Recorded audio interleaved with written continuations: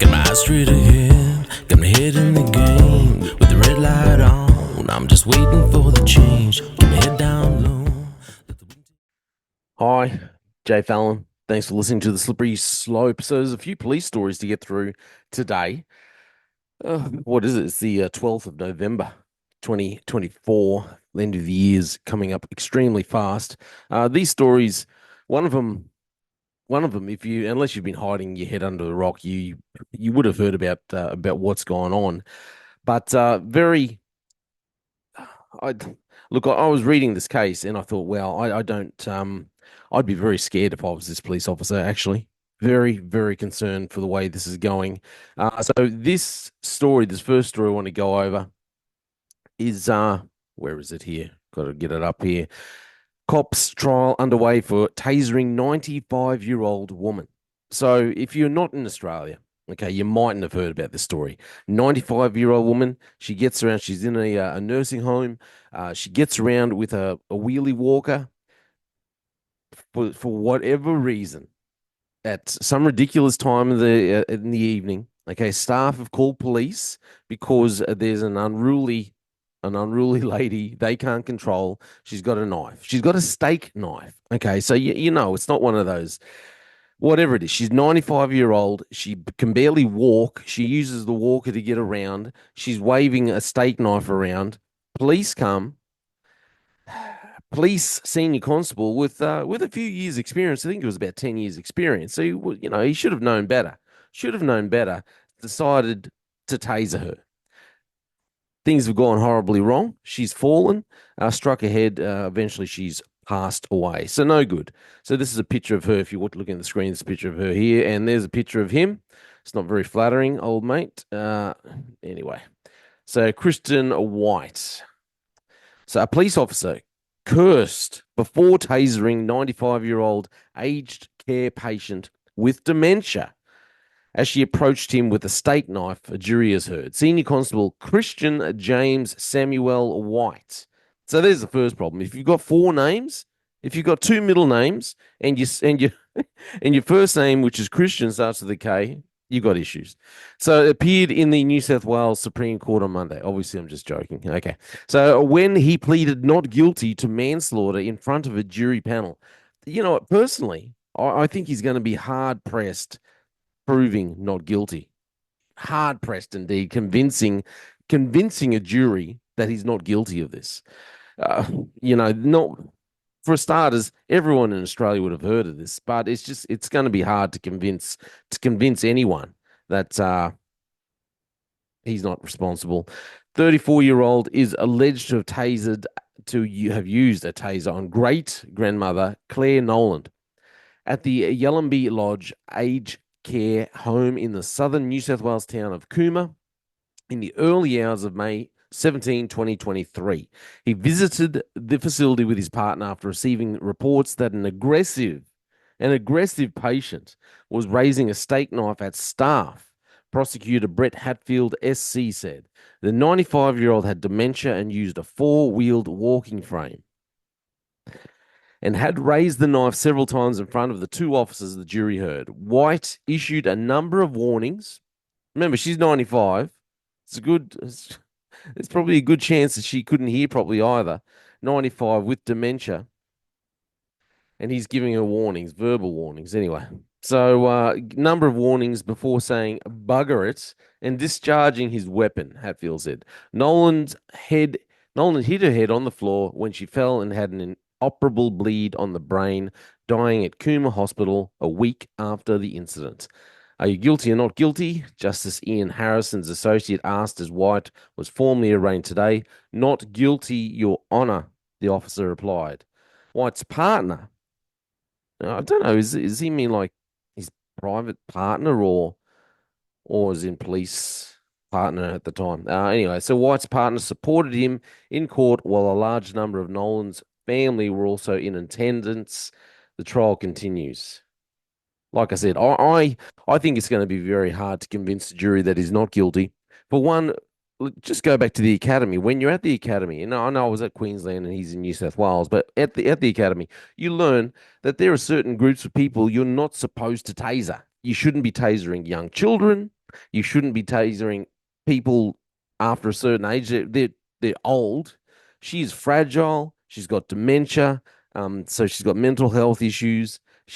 Her body is physically not able to withstand that pressure. Getting tasered like that, it very possibly he could have just killed her just with the taser alone. Um, and I honestly don't know. I mean, she's 95 years old. She can barely move. She's using the walking frame. She had the walking frame while she had the knife in her hand. So she moves the frame, she stops, picks the knife up with one hand. She'd have to maybe put it down to move again. I mean, surely someone in your 30s could work out that there's a better way. You walk around. It even, and I'm not saying that this is the way to do it, but even pulling out pulling out your baton and from a distance and giving her a swift crack on the wrist, which I don't think I wouldn't have done that, but even that would have been a better option, surely. I mean, you might have broken her wrist, but you know, tasering, I don't know, it just seems so.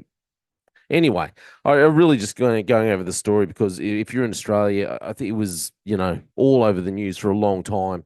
People could not believe how ridiculous this police officer was, pulling his taser, how much, whether it's just the lack of training or it's just a bit of a brain fart at the time. I think it was like, 2 o'clock in the morning this happened.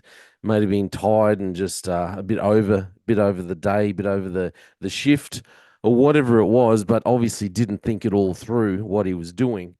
Like I said, I don't see if you go over the training that you go through when you're learning about tasers and even when you're doing your training during your time when you have to go over it again and just show them that you can actually operate and you know what you're doing with the taser. I don't think there's anything that you can say that will be able to justify your actions. I don't think he'll be able to justify it at all. I think he's going to get the hard end of the stick right there. Anyway, another thing I wanted to talk about, another story quickly, was what's happening in Victoria. So police are threatening to walk off the job as the pay talks turn sour. So Victoria's Premier has been accused of choosing train lines over frontline police as officers threaten to walk off the job for the first time in more than 20 years. I've got to say, Victoria seems to be a bit of a basket case at the moment. Dan Andrews, my opinion, screwed the state over right, just right screwed them over.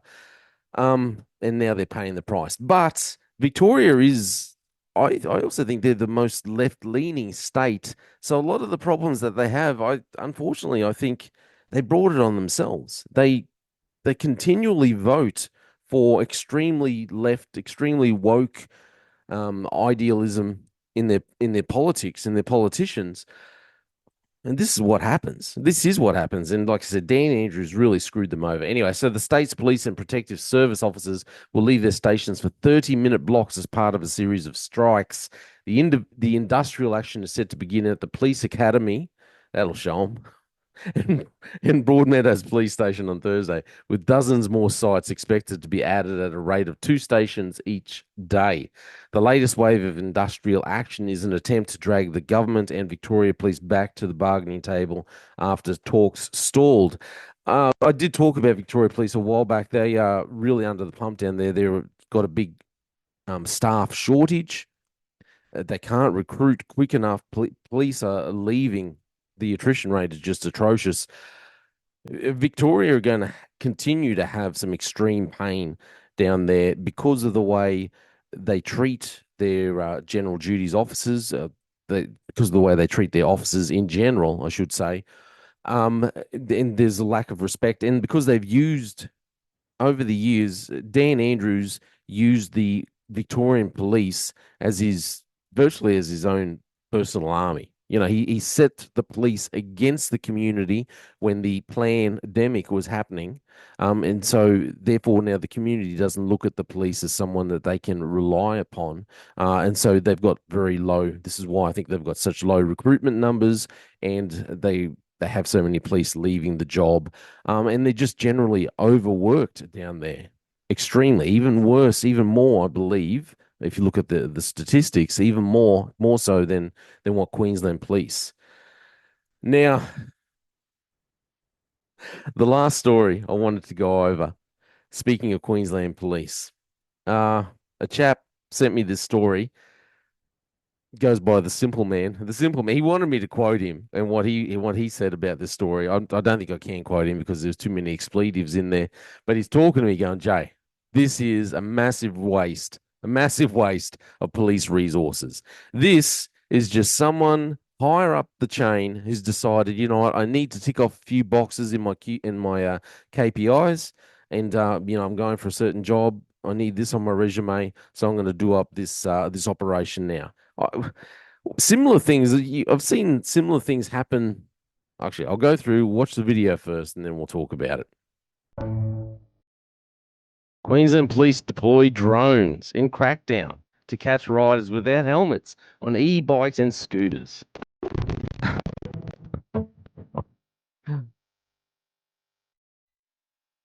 Sunshine Coast Police use drone technology. Weekend blitz targeting electric bicycles and e-scooters. Pull over! Pull over! Stop! Put them up here. Jump off them. These kids. That's technically a motorcycle. It's the unregistered, uninsured, unlicensed. So you're going to be losing it today. You didn't know riding that on the road is illegal. Well, it looks like a kid, so yeah, he probably didn't. Hello, how are you? Need your helmet. Can't ride it unless you have a helmet. Oh my goodness, my goodness.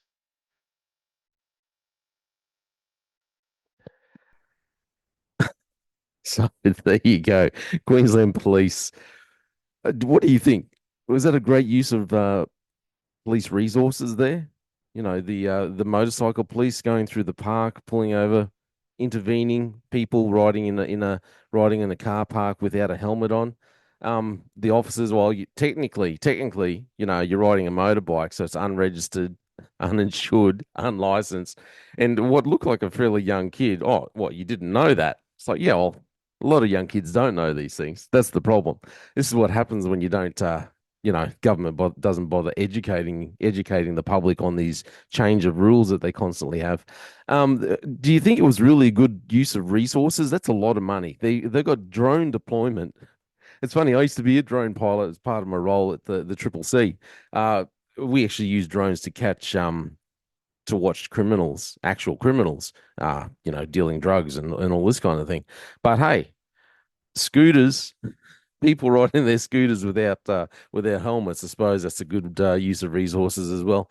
Like the Simple Man was telling me, this is just someone. This is just someone up higher up the ranks who's using this to get a promotion. They need it in their resume. They're like, you know what? I'm going to put this operation together. I'm going to have everyone out there going to do this blitz. They do up the operation, tick a few boxes for their KPIs. And spend a lot of money. Look, at the end of the day, I understand what they're trying to do, and you want to have that police presence out there. I'm just not convinced that that is the best use of resources. Drone deployments, all those traffic coppers out there when they could be, looking for trying to prevent people from carjacking, trying to pull people over for drink driving, which is still a major problem here in Queensland. But instead, they're out pulling over children for not wearing their helmets or riding their e-scooters where they shouldn't be, and this kind of thing.